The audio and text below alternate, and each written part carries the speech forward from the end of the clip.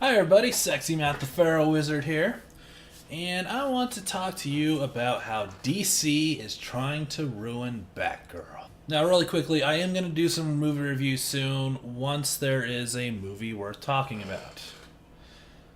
Right now, there's not. Anyways, if you want to see a quick history of the character of Batgirl, click right here, right there. Right there. There's a cool video about the history of the character of Batgirl. What I want to talk about is my personal history and feelings of Batgirl and her current state. There was a time in my comic collection where I really didn't have many DC comics going on, and I know everyone's like, "Oh, you hate DC. Out of all your videos, you hate DC." I can tell that. I actually don't. I really, really want to like DC. They have some cool characters. They just seem to not want to be liked right now. But yeah, I wanted to get some DC comics. I also wanted to get some Batman comics. I had an extreme lack of Batman. And more importantly, I had a lacking of women in my comics. It was pretty much a sausage fest. But luck would have it, at this time, DC killed off Bruce Wayne and had the storyline of Battle for the Cowl, where everyone was deciding who was going to be the new Batman after Bruce Wayne's death, or if there even should be a Batman. Pretty interesting storyline, pretty good. The big thing for me was the announcement that they were going to have a new Batman and Robin comic where Dick Grayson, former Robin, was going to be Batman. Damian Wayne, Bruce Wayne's illegitimate son, was going to be Robin. And they were going to have a new series going on. My favorite Robin of all time, Tim Drake, was going to have his own series again. He had his own series of Robin for a while, and he was going to be Red Robin now and have his own series. And then finally they're announcing a new Batgirl series. It's been a while since they've had one. And all these were starting at #1, so I could jump in. I knew the basic past history, so I could jump into these #1s and get something, get something new and jump on it. I knew at the time that the original Batgirl, Barbara Gordon, was paralyzed from the waist down and was Oracle, more of a background computer genius, a really cool character. But she was Oracle right now, and the current Batgirl was Cassandra Cain, who was an assassin that became a good guy, basically, and kind of took on being Batgirl. So I was thinking, oh, this is going to be Cassandra Cain. She's a pretty interesting character. Let's check this out. And then I see the cover. I'm really confused. Like, who is this? And so upon reading, I find out this is Stephanie Brown. Stephanie Brown, I've seen a few times as Spoiler. She's the daughter of a supervillain and kind of took on being a superhero to counteract her dad being a dick. And so in the first issue, Cassandra Cain decides, with the death of Bruce Wayne, she doesn't want to be Batgirl anymore. And so Stephanie Brown takes up the mantle of being Batgirl. And this is a huge change from being Spoiler. Spoiler just kind of pops up here and there. And, this is a mantle that many people have worn that she needs to keep up. And it was, a really big undertaking for her. And she was a college student at the time, so the first few issues really dealt with her balancing her life of college and being Batgirl, and really being very well written and really good comics. I was really into this Batgirl. As she moved on, Oracle actually became her main advisor, and which is kind of a cool thing for Barbara Gordon to come full circle and now be, the mentor to a new Batgirl. And it was really cool, and she was done really, really well. When Bruce Wayne came back from the dead, as you do in comics, she was really worried that he was going to take away being Batgirl from her. And they had a really cool one-shot comic called The Road Home where he actually discussed this with her. And he's like, no, you're handling yourself fine. I'm even not going to watch over your shoulder. You know what you're doing. Just keep doing your thing. And it was really cool to have her get that validation from Batman. Do your thing. And it was really, really good. Now, DC has to come out with the new 52. The New 52 was a reboot of the entire DC universe put into 52 new issues, new number one. Which I'm actually not against a reboot. If your characters start getting stale, or there's just so much history that you can't really write around it anymore, a reboot's okay. Problem is they went around this really, really shitty. And the first part being that they it seemed to come out of nowhere in some of the comics I was reading. In one particular instance, in the Red Robin series, he just finished a really good storyline where he ended up setting up base inside the theater where Bruce Wayne's parents were killed outside of, and he's just going to take back crime totally. He's going to be proactive and be really kick-ass, and nope, that's gone. Now he's going to be a small character in a group book that's not very good.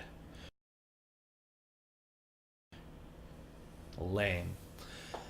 And they put an unceremoniously end to Batgirl. They just kind of finished up her storyline real quick, and now Stephanie Brown is gone.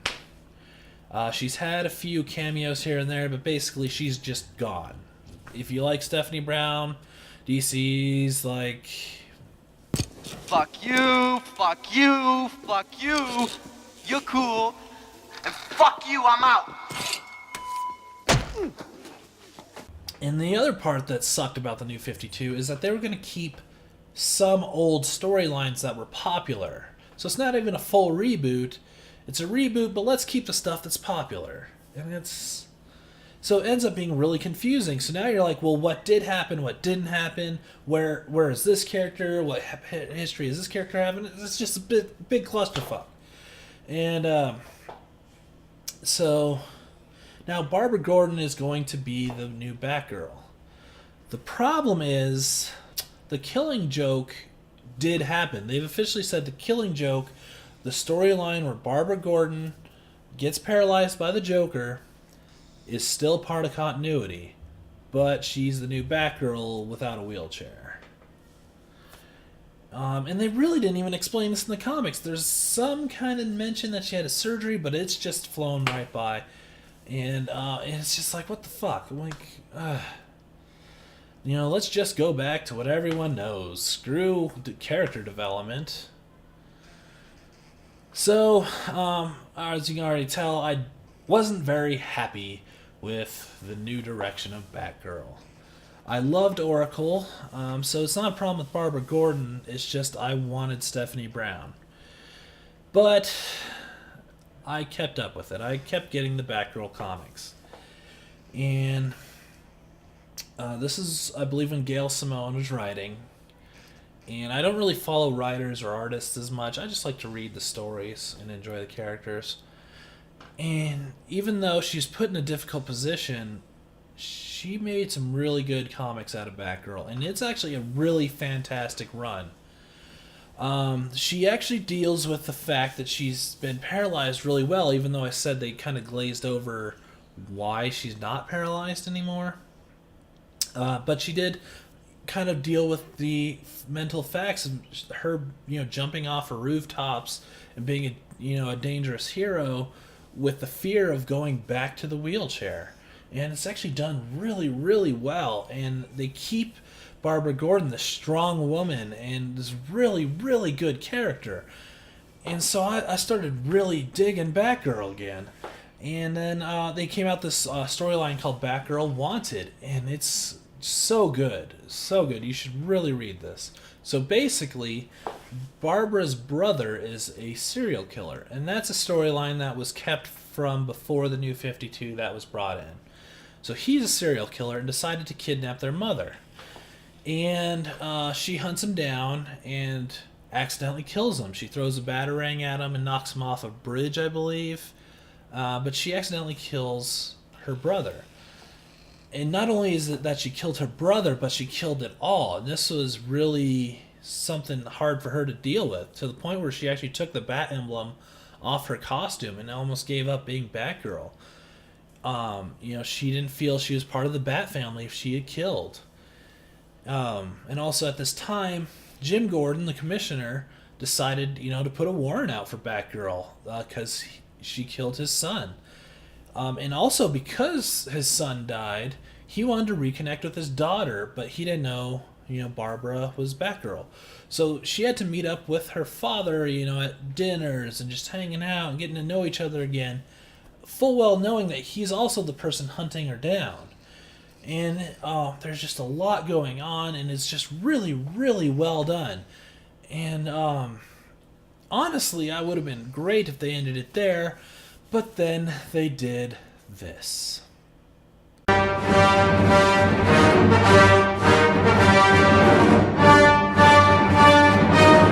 Now, this isn't a reimagining or a reboot. This is the same Barbara Gordon. This is the same Barbara Gordon that got over being paralyzed. The one that's been attacked by supervillains. The one that was hunted by her own father. And now, she is a basic bitch. And I know what you're saying. This costume's not really sexist. It actually doesn't show any skin at all. And really, Batgirl has never been treated like that. I mean, her costume was skin tight, but it had to be, the same way that Batman's costume is skin tight. It's got tactical properties, and it was a costume to fight crime. And this one reminds me of this. My shoes match my shirt.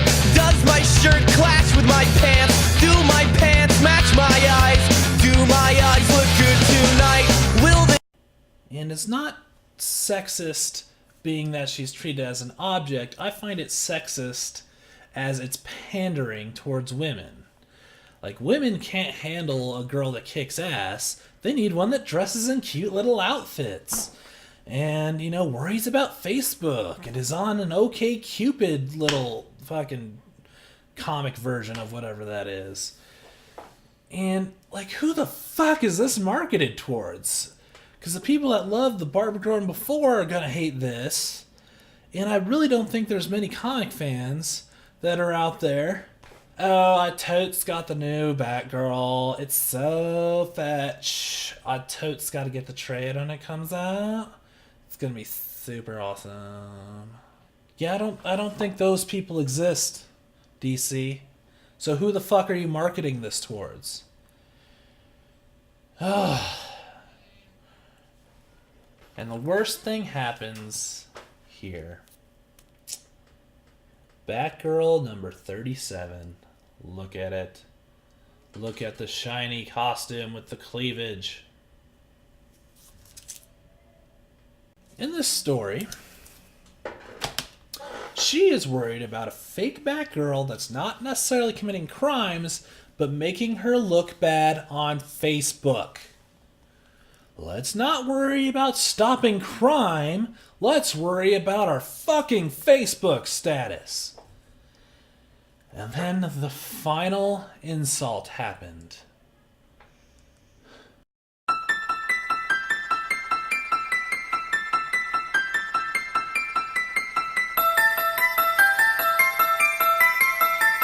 No. No, no, no, no. No,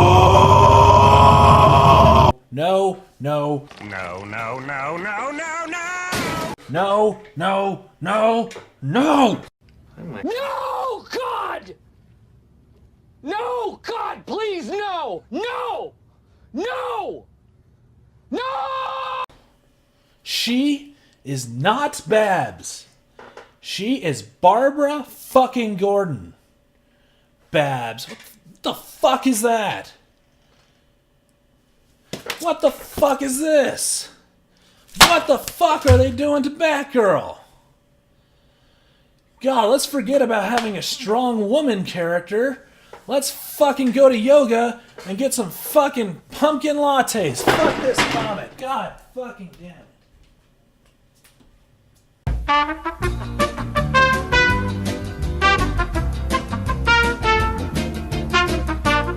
Alright, something else I probably should talk about for closing out this video. The new cover, controversial cover of a Batgirl comic. I don't have a problem with this cover. The Joker is not nice. I don't know if people haven't picked up on this. He's not a nice guy. And the thing is, there's a thing called the evolution of violence. He can't just, keep spreading his Joker gas and making everyone giggle anymore. Not just as a character, he has to top himself, but as a personality, he has to top himself. The writers have to top what he's doing to get people's attention again. As John Doe would say. Wanting people to listen, you can't just tap them on the shoulder anymore. You have to hit them with a sledgehammer. And then you'll notice you've got their strict attention. So I think this is just a normal progression of the Joker. Now, the problem is it does have rapey context. The Killing Joke also kind of felt rapey. They never said if he officially raped her after he shot her or not, but it is heavily implied. And but I just don't get rape from this. I mean, I can see it, but he was the one that paralyzed her, and in a good comic, that's enough to make her frightened. Rape isn't the only bad thing that happens to women. Yes, it is terrible, but other things can happen to women that are as equally bad as rape. They are people that, other things can happen to. So I don't know why everyone jumps to rape. This is the person that paralyzed her and has her in a compromising position. That would be enough to scare the shit out of most people. So, it's not necessarily a rapey cover if you know the backstory. I haven't gotten this issue yet, so I don't know how it fits or even if it fits at all. But, DC got what they wanted. They got people talking about it, and people will probably pick this up. I think they pulled this cover, but I'm not positive. But, yeah, it's not a big deal to me, to be honest. The more bigger deal to me is annoying people in the media that have no idea what they're talking about with comics, telling us how bad comics are. And that's what's the big deal to me with this cover. Because DC just wants the numbers. They don't care about a good book, obviously. God damn it, DC.